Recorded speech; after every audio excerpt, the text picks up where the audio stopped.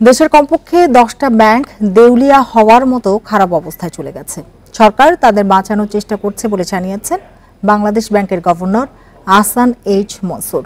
রোববার এক সংবাদ সম্মেলনে গভর্নর এসব কথা বলেন। গভর্নর জানান, কেন্দ্রীয় ব্যাংকের পক্ষ থেকে কোনো ব্যবসা প্রতিষ্ঠানের হিসাব জব্দ করা হয়নি।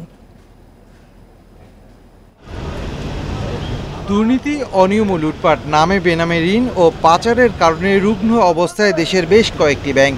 দেশের ব্যাংক খাত পুনর্গঠনের অংশ হিসেবে বাংলাদেশ ব্যাংক এখন পর্যন্ত 11টি ব্যাংকের পর্ষদ ভেঙে দিয়েছে। অনিয়ম পেলে আরও কিছু ব্যাংকের পর্ষদ ভাঙা হবে। ব্যাংক খাতের সামগ্রিক অবস্থা জানাতে সংবাদ সম্মেলনে গভর্নর জানান, দেউলিয়া অবস্থায় আছে দেশের অন্তত 10টি ব্যাংক। অনেক ব্যাংক দেউলিয়া হয়ে আছে, কিন্তু আমরা কাস্টমারের স্বার্থ রক্ষা করব। এই ব্যাংকগুলোকে আমরা ঘুরিয়ে দাঁড়াতে সাহায্য করব এবং ইনশাল্লাহ ওগুলো ঘুরে দাঁড়াবে। দরকার হলে মার্চ করব, কিন্তু কাস্টমার আলটিমেটলি ক্ষতিগ্রস্ত হবে না।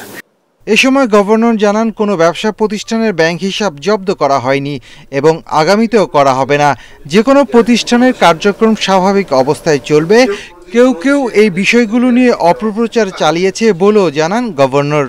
কোনো প্রতিষ্ঠান, সেটা চারি মালিকানায় হোক না কেন, সেটা বেক্সিমকোর হোক, সেটা সালামের হোক, কোনো প্রতিষ্ঠানকেই আমরা অ্যাকাউন্ট তাদের ফ্রিজ করা হয়নি। উদ্দেশ্য হলো যে প্রতিষ্ঠান চলবে, প্রতিষ্ঠানের কর্মকর্তা কর্মচারীরা কাজ করবে, উৎপাদন কার্যক্রম বিঘ্নিত হবে না।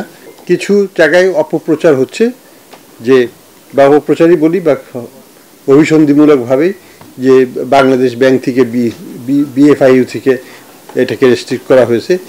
এটা সত্যি নয়। হয়তো কোনো আইসোলেটেড ক্ষেত্রে কোনো ব্যাংক অতি উৎসাহী হয়ে করে ফেলতে পারে তাদের, কিন্তু সেটা কিন্তু বাংলাদেশ ব্যাংকের নির্দেশনায় হয়নি। গভর্নর জানান, ব্যাংকে সুশাসন ফিরিয়ে আনতে 3টি টাস্কফোর্স গঠন করা হয়েছে।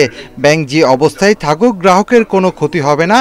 এর জন্য আমানতের সুরক্ষা বীমার পরিমাণ 1 লাখ টাকা থেকে বাড়িয়ে 2 লাখ টাকা করা হয়েছে। Shafil Alam Sujan, Independent News, Dhaka.